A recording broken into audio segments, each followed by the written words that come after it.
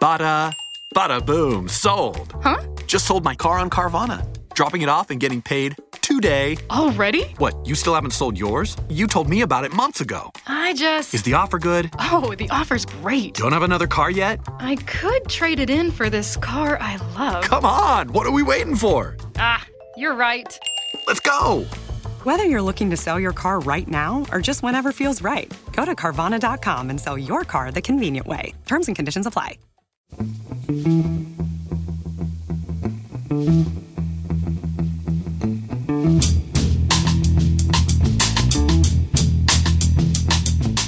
Hello and welcome to The Price of Football, the show that looks at the money behind the beautiful game with me, Kevin Day, and Liverpool University's Kieran Maguire. I think, Kieran, we cannot stress enough, this is a show that looks at the money behind the beautiful game. We have no interest in the beautiful game. Do you know why they call it the beautiful game just at the moment, Kieran?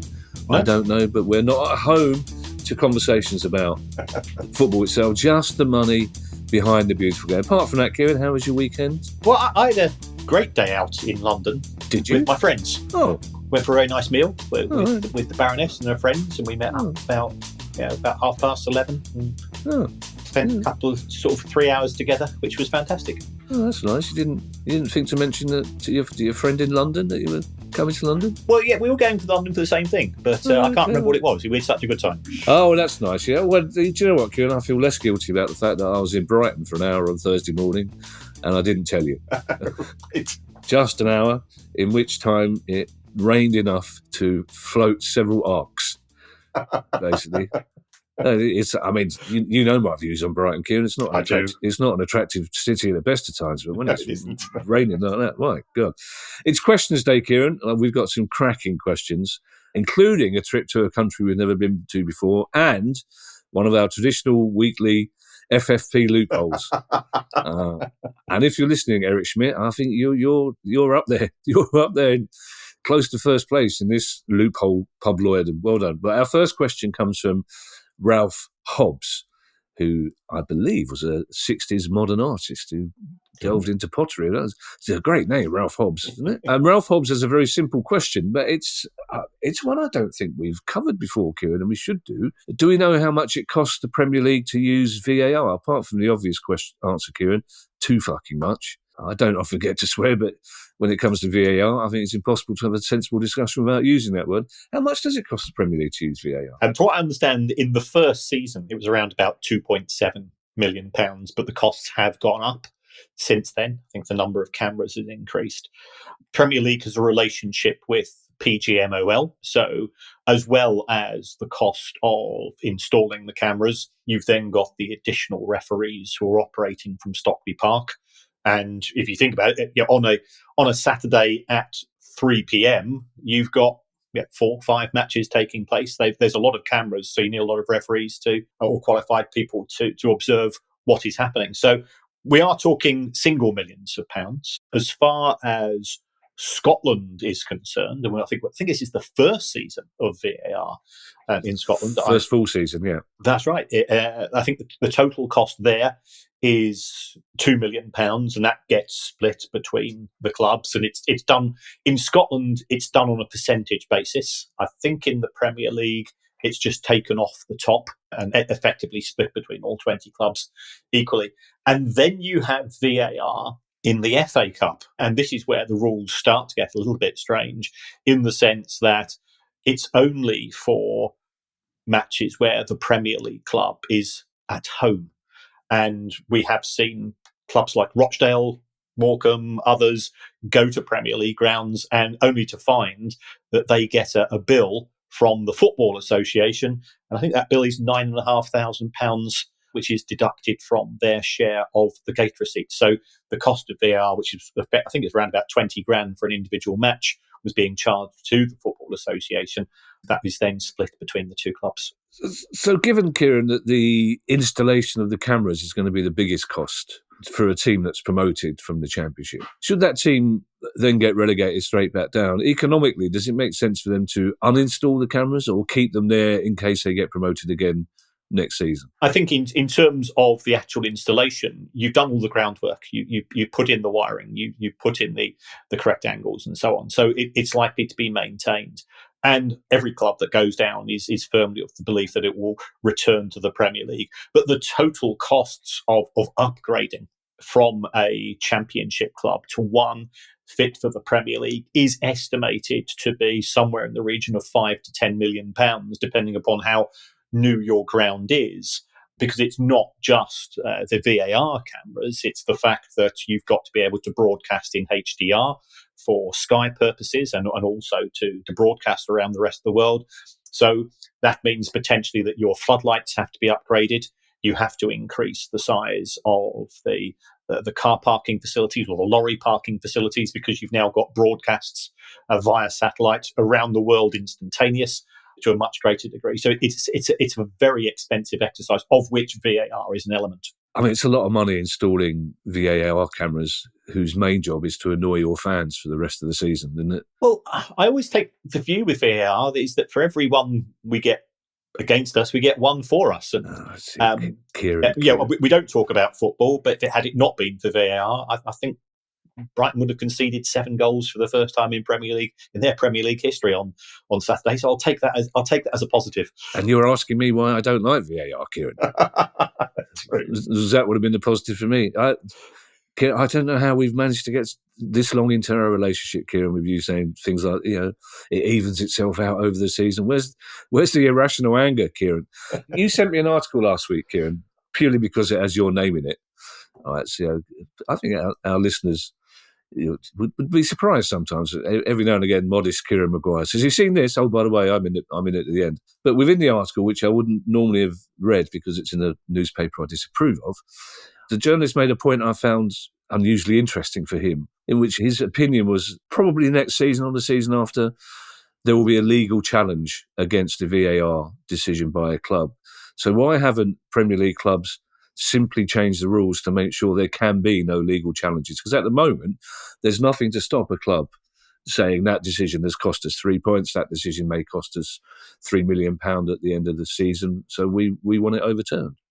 Well, I think some have come close to it. When our very good friend Nick DeMarco has kindly agreed to come back and have another chat with us, he's of the view that you can't rule anything out given the extent of the financial rewards or financial consequences of an individual decision. It then beholdens under what circumstances. You can't do it for negligence because there's no referee or no player is intentionally negligent when making a decision.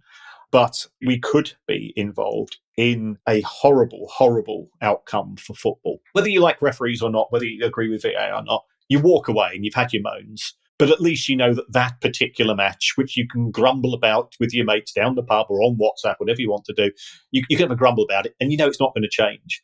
If a legal challenge is raised to individual decisions, does that make individual referees liable? In which case, how are we going to get referees to come into the game? Because they wouldn't be able to get insurance on an individual basis. Would therefore the Premier League have to underwrite the cost of these cases? It just opens up a horrendous can of worms. And if it's going to happen in football, it will then start to happen in all other sports and it ceases to be sport. Just by way of a teaser, Kieran, hopefully by the time we record our news show, we may see the results of another legal challenge that could throw the transfer system into complete disarray, won't we? That's right. And this was something which we discussed with Maheta, from the Professional Football Association, when he came on the show a couple of weeks ago. So this is the case which is going to determine whether the current framework in respect of player registration transfers is a restraint of trade. I don't think the players' unions want a free-for-all because that's not necessarily in the best interests of their members. But if the case is successful, what it will allow the unions to do is to meet with the football authorities to try to have some form of collective bargaining agreement, which will impact upon all footballers and perhaps provide a degree of protection for them, in the sense that if you or I don't want to work somewhere, we work out a modest period of notice and you move on. With footballers, they can't do that. And in the case of a world which is in conflict and increasingly in conflict, that could mean that footballers could end up having to effectively stay and play football at places that they don't feel comfortable with for a variety of reasons. Yeah, we'll be discussing it in much more detail if it happens before our next pod. Our next question, though, Kieran, comes from Gareth Williams. And I like this question, and therefore I like Gareth Williams. Gareth says, I have an idea for hosting of World Cups going forward. He just used the expression going forward, so that's a tick in the other column there, Gareth. But it's such a good idea. You're staying in the good books. Any country, says Gareth, that bids most must host both the men's and women's tournament. This will have two benefits. Firstly, infrastructure costs are lessened. Stadia can be reused the following year. Secondly, it could encourage countries that are less than progressive to support women's football. What do you think? I think it has a degree of validity from Gareth. Presently, we do have the Confederations Cup, which in theory takes place the year before a World Cup and is a warm-up exercise as far as the FIFA Men's World Cup is concerned. But the experiences that you've had, the bits that work and the bits that don't work, can be utilised if you are hosting both the men's and the women's World Cup. If we take a look at the Olympics, the men's and the women's takes place simultaneously. If we take a look at tennis and Wimbledon and other sports, they tend to work as a single tournament, but clearly at the same time. So I think there is a lot of benefit. And the Women's World Cup attracts tourists just as the men's does. It's a different demographic, but it's still people willing to come and watch football be played in your country. And I think everybody would benefit from that. Ross Hall as our next question. And Ross Hall takes us to Zanzibar, Kieran. The first time I believe we've travelled to Zanzibar. My dear old dad, God rest his soul, went to Zanzibar whilst he was in the Merchant Navy, and he had a wonderful time. Unfortunately, I can't go into details of the story he told most often, which grew into telling because it involved a stolen rickshaw and the destination of which was somewhere that my mother would have disapproved of had she been aware of this story.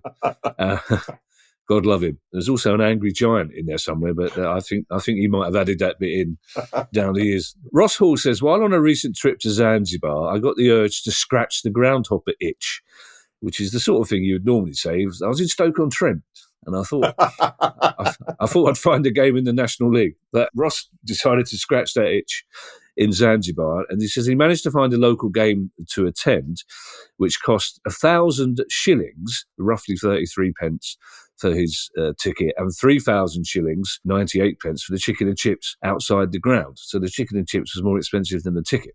My question is, and it's a good one, with prices this low, due to the financial situation of the local community, how do leagues like this survive? Is it purely through sponsorship of local companies, or will they be getting funding from big European leagues to provide any financial help? Well, they will get some form of funding from FIFA, which is given to the National Association.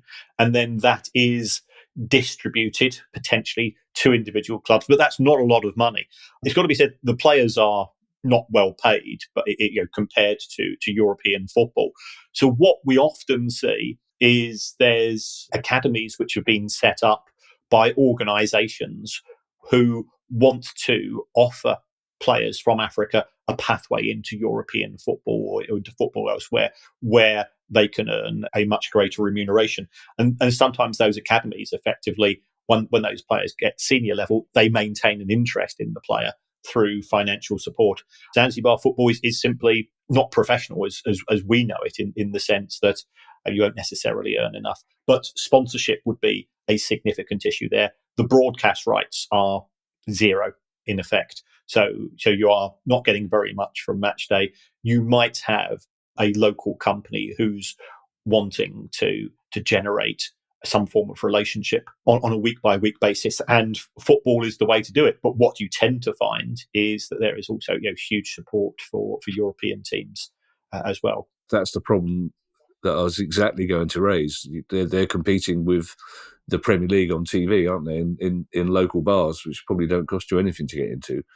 I'd be interested to hear from Ross what the sort of crowd was like and the numbers at the game and the vibe. Because you say people in Zanzibar are watching European leagues. They're not particularly, are they? It's English football they're watching. Yes, yeah. And it's Premier League. Yeah, it's the Premier League or nothing. They might watch the Madrid derby or a couple of matches, but you've got to give the Premier League an awful lot of credit for getting in early and making it sufficiently attractive to local broadcasters to buy the product. And people only have so much free time at the weekend. And for all of the moaning that we do about the changing of kickoff times from the Premier League and the EFL, it does effectively allow them to completely smother the opportunities for other leagues to offer their services or build up a market in different countries. We've got an interesting question about kickoff times to come, Kieran, but this next question comes from Stephen Harrison. It's quite a technical question, Kieran, so I'm only assuming it's an interesting one because, to be honest, I got a bit confusionated by the technical terms in there. But Stephen Harrison said, in the wrong uns section of your book, which is now available in paperback, thank you for that potential plug, Stephen. In the wrong uns section of your book, you mentioned that the unlamented Steve Dale secured a deal to pay only 25% of Berry's HMRC bill, a deal he subsequently reneged on. Assuming that at least part of the HMRC bill was for players and other employees' national insurance contribution, what happens to their individual NI contribution records in these circumstances? Are they at risk of losing some of their state pension entitlement because the part payment or non-payment creates a gap in their contributions record? Or does HMRC, or i.e. all the rest of us taxpayers, make up the loss? Well, thank you for this one, Stephen. If you have taxes deducted by your employer, then you are deemed to have paid those taxes from a stamp point of view, from a national insurance perspective. So you wouldn't necessarily be aware that your employer has weaseled out of their legal obligations, regardless of the wealth of said employer. And I'm looking at you here, Mel Morris, in simply to avoid the company. The company acts as your agent, in effect. So the employer is the agent of the employee and deducts the PAYE and national insurance at source and is then obliged to hand that across. If they fail in their obligations, HMRC has a legal claim against the company rather than the employee. So you are deemed to have paid your stamp because you've had it taken out of your payroll. You've had it, you've received your net pay. So therefore, you have paid your tax. Your agent has failed in their duty to hand it across to the authorities. As you know, Kieran, normally I like to chip in with a follow-up question or a merry quip. I've got nothing. I really genuinely got. I tried hard. Although it's strange, we still refer to it as the stamp, don't we? Even younger people still refer to it as the stamp, and it's been a long time since there was any stamping involved, I'm guessing. Our next question comes from Colin Hutt, which is a great name, but I imagine, Colin, it lends itself to a number of nicknames, doesn't it? Depending on what generation you are. But Colin Hutt says, I was watching a Premier League game on TV with my daughter, and she asked me a question about football I couldn't answer, so I'm hoping you can. Her question is, who buys the matchballs? Is it the home team? Are they provided free by the manufacturer? Are they always new? How many are there? What happens to them after the game? She's quite the little chatterbox, isn't she?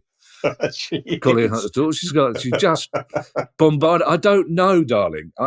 Does anyone, Dad, you must know someone. I don't. I've heard you talk about the price of football, Dad. Why don't you ask them? They seem like intelligent people. They all know. So would you like to answer those questions in general, Kieran, or specifically for Colin's daughter? Well, I can answer them very specifically because I have been busy with regards to this question. Have you? I've had contact with our secret ball manufacturer. I've had a conversation with one of our secret chief executives in the Premier League, and also, just for completeness, I also contacted one of our secret chief executives in the EFL.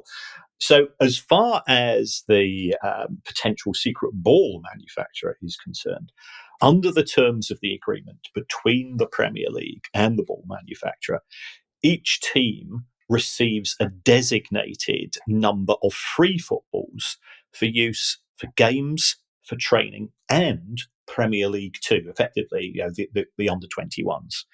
These are quite generous in terms of the number of balls involved. If, however, a club, and this is the same number of balls going to each club in the Premier League, if the club, for whatever reason, decides it needs over and above the contracted amount, what they can do is that they can go back to the ball manufacturer and they can order more. And from what I understand them, they get them at mates rates, especially, you can understand it from the ball manufacturer point of view, because it could be that they are also the kit manufacturer for the club. So they don't necessarily want to upset. And signed balls are an issue, used balls are an issue, and so on. So there is very much a market for them. And then, as you'll probably recall, every match we now have in the Premier League, the referee picks the ball off a plinth, which I do think. And you want to make sure that it's a brand new one. You don't want to sit off, muck and nettles on your football. So, they do provide an awful lot. So that's sort of a similar arrangement to the kit deals. And again, there's a certain number of kits that the manufacturers will provide. I think there's also support from the manufacturers of the balls for, so much goes to academies and local youth campaigns, which the club's associated with as well. So it is a big contract. Nike have had the contract with the Premier League for 25 years, but that is going to cease in 2025-26 when I believe it's going to switch to Puma. So that's the position as far as the Premier League is concerned. And there are different balls used in the Premier League, the Carabao Cup, the FA Cup, and European football. So you've got to become familiar, because we're old enough to remember many, many World Cups, aren't we, Kevin? Oh, yeah. And, there's a new ball at this World Cup, and it's wobblier and swervier, and the goalkeepers start moaning before they've even been in shooting range of these balls. It's going to swerve, it's going to make our jobs a lot harder, and so on. So that's the position as far as the Premier League is concerned. But when I spoke to our secret chief executive from the EFL, the position is not quite as beneficial. So our secret EFL chairman said, we have to buy them. They're not at all free. And also we have to buy balls for the opposition. Ooh. So, when they're doing the kickabout before a match. Yeah. So we've got to buy balls to the opposition when they play us. They're always new for each game, but after the game, they're taken into training, as we always use the same type of ball throughout the season. So it's a more expensive, and you can understand it from the ball manufacturer's point of view, because there's 20 Premier League clubs and there's 72 in the EFL. So as well as having less money coming in, if you're an EFL club, you've got more money going out, because you don't have the benefit of the Premier League's freebies. Colin, if you're listening, and I assume you are, just make your daughter sit down for a couple of minutes and listen to all that. That will teach you to ask so many questions.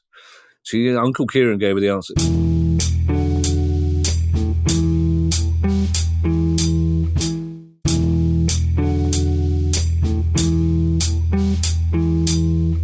Two things, Kieran. I can understand why our CEOs want to remain secret. Why does our ball manufacturer want to remain secret? Well, there are different ball manufacturers. You could be Mr. Mitre, you could be Mr. Puma, you could be Mr. Nike, you could be Mr. Adidas. Or Mrs. Or Miss. Or Mrs. Absolutely. Yeah, yes. absolutely. Yeah. I think it was the South Africa World Cup, Kieran, wasn't it, when they claimed to have the roundest ball ever? Yes. Which and then there's Dimples. Remember the first Dimpled year? Don't get me started on Dimples. And also our listeners at home are going, oh, God, he's going to start talking about rugby balls now, isn't he? Because what's the operative word? Round. They're meant to be round. If they're not round, they're not a ball. And if Colin Hutt's daughter is still listening to this, I doubt it, she would have clambered off Daddy's lap by now and gone off to do some colouring, I'm guessing. The answer to the question is, Daddy, when you were playing Sunday League football, how many balls did you have? The answer to that is one, basically, if you were lucky and you managed to get through. The state of the ball at the end of the season, it was just... And what, did you use balls in training? No, because we didn't do any training. We were finely honed, functioning alcoholic athletes. It's a bit of a shorter pod than normal, Kieran, partly because people complained when we did an hour and 15-minute one last week. I think we killed several people in the gym who had their gym slot was 35 minutes longer than normal, and they wore their dogs out, walking their dogs on the beach. It baffles me that how many people listen to this pod walking their dog on the beach or in the gym. But Ian Webb has our penultimate question. And I think it's one of those questions I love, Kieran, because it's a very simple one that we've not thought to answer before. And Ian says, why isn't there more football on Friday nights? This seems like a prime slot for stadiums to be filled with people that are looking for a way to fill free time, and would mean that broadcasters make more money by spreading out match times over the weekend and allowing fans to watch more football in total over the weekend. Okay, it's a valid question, Ian. It's because ultimately, as much as the Premier League and the EFL is so central to our lives, the TV slots are ultimately dictated by UEFA. And if you are Manchester United and Spurs and you're playing on a Thursday night, you can't be playing on a Friday. If you are playing in the Champions League on a Tuesday, possibly, but a Wednesday, definitely, you wouldn't be able to play on a Friday. And we all know, and let's be honest, some clubs are more attractive to broadcasters because they generate more eyeballs than others. And those are the types of clubs who are more likely to be playing in European football. So because there's a European hangover, which will impact upon so many clubs on so many weekends. Remember, we have had some Friday night football take place this season. Also, if you take a look at the EFL, you've got quite a few clubs who are, because of the 46-game season, are playing on a Tuesday or Wednesday night. So if you're playing on a Wednesday, you can't play on a Friday. And that further has complications. So they will try to get Friday night slots. Talking to... we do have lots of secret pens. Talking to our secret broadcaster, he or she sent me back, quite a fair summary. He said, "I'll be honest, when we've tried it, it's not really been great in terms of ratings." Oh, really? Okay. Friday night's a going out night. You've also got a lot of people who are either coming back from work, want to spend a bit of time with their family, or it is Friday night, and in certain industries, you go out with your work colleagues on a Friday night. Now, I'd quite like to go out with my work colleagues on a Friday night and have football on in the background. So, in terms of pub vision, it would work. It's simply just they've got all of the data in terms of viewing figures. And it's not historically delivered, especially compared to a Sunday afternoon. That work thing's interesting. It's never really occurred to me before, but I know several people who hate evening games because they hate turning up in the pub or for the match in their work suit and tie, essentially. And obviously evening games limits your time for drinking unless you're lucky enough to be freelance like me, in which case you can make your situation flexible so you can get in the Parson's Arms as early as you want. But I didn't like it myself when you have to rush away from work and you're turned up looking smart, because obviously you're going to get the mickey taken out of you for looking smart. What are you looking smart for? You in court? No, it doesn't work. Basically. Eric Schmidt, Kieran, has our last question. I'm pleased it's our last question, Kieran, because it made me smile a lot. Yes. And also, I just wonder if this is one of those loopholes that we probably could try just once. Well, Eric Schmidt says, I wonder if I have discovered a loophole that could be used to circumvent FFP for those clubs who wish to generate more income for their calculation. Kieran's laughing because, Eric, God love you, Kieran's invented more loopholes than you have. I suspect some of them are more practical, but I like Eric's suggestion. Eric says, can a club set prices for a pint of beer at, say, £1 million a pint for a single match? I mean, we're talking Sussex prices here, Kieran, aren't we? I thought you'd raise that. Your people wouldn't turn a hair. £1 million? I'd take a check. So the chairman flies in to attend, buys a few dozen rounds, and for the next match, prices reduced back to normal level. This would be classed as simple food and beverage income. I know commercial deals must be at fair market value, possibly not for much longer, the way things are looking, and go to a panel for approval. But is there anything stopping this scenario from playing out? I'm going to guess yes, Kieran, but let's carry on. I understand this is a light-hearted question and probably would never happen, but are there systems in place to govern clubs from exploiting food and beverage income? There is nothing in place at present, but if such a policy was adopted, then at the next meeting of club chairmen, I think it would cease. It would be deemed to be also, if the chairman is putting in money to buy the rounds, then that would be a related or associated party transaction, and as such would come under the umbrella of the current rules. Now, if it was a fan who had won the lottery, then I think you might be able to get. So, if there are any lottery winners who are passionate about their local football team, this is one thing that you might want to consider. But if you're in League One or League Two, you just put some money into the club in the form of shares. We've just seen, and we'll be discussing this in more depth on the news show, that Birmingham City's owners have put in a shed load of cash into the club through shares. And I'll go through the rules for Football Fortune, because I've had lots of blues over the course of the weekend asking us, what can we do? Could we sign such and such? And we'll answer that in due course. Yeah, at the end of the first marathon march we did for the Palace Foundation, Steve Parrish very generously put his credit card behind the bar where we ended up, which is a mistake he won't make again. I think he calculated that 150 football fans who had just walked 26 miles would probably be more concerned for their health and fitness and maybe drink water and refreshing blackcurrant type beverages. He was wrong. But and I think it's fair to say, Kieran, another news story that we will be covering, although it is all speculation at the moment, will be about the Premier League vote that was dropped last week, all to do with fair market value and panels and so forth. Is that right? Yes. We'll dip our toes into that particular maelstrom. Yeah, so it's going to be another long news pod, which is why we've given Kieran a couple of minutes off. He'll fit an interview in somewhere, but this is a slightly shorter pod than usual. Thanks to everyone who's donated to the pod via our Patreon page. If you'd like to make a small monthly contribution as well and get access to our chat community and our regular quizzes, you can do that by going to patreon.com/priceoffootball. Don't forget, 1st of October tomorrow, the run up to Christmas officially starts, which means Christmas quiz, highlight of the year, patreon.com/priceoffootball. If you have a question you'd like answered on the show, email us at questions@priceoffootball.com. Don't forget, you can follow us on Twitter X, and you can find us on our YouTube channel.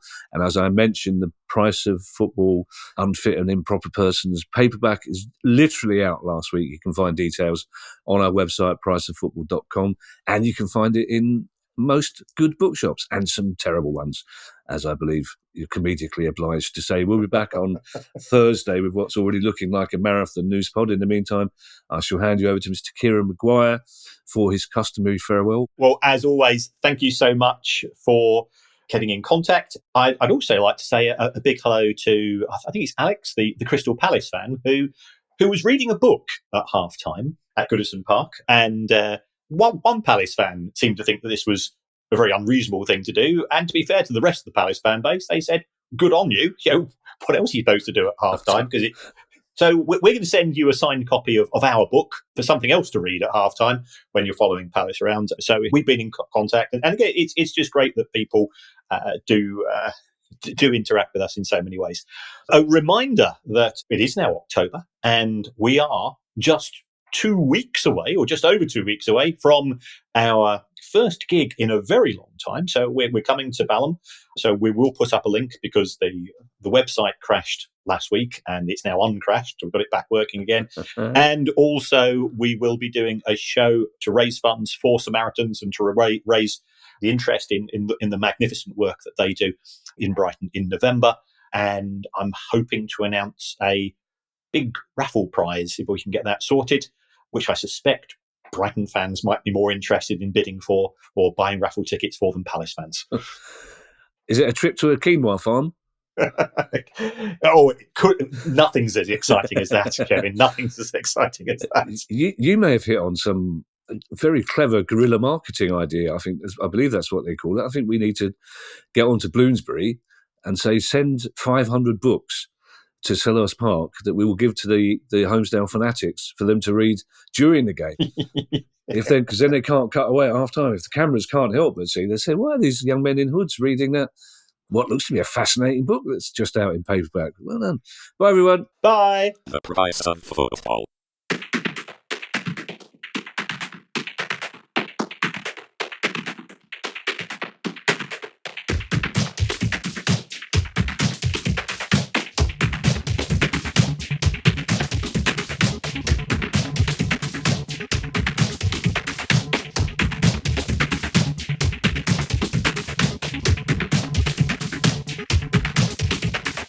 The Price of Football.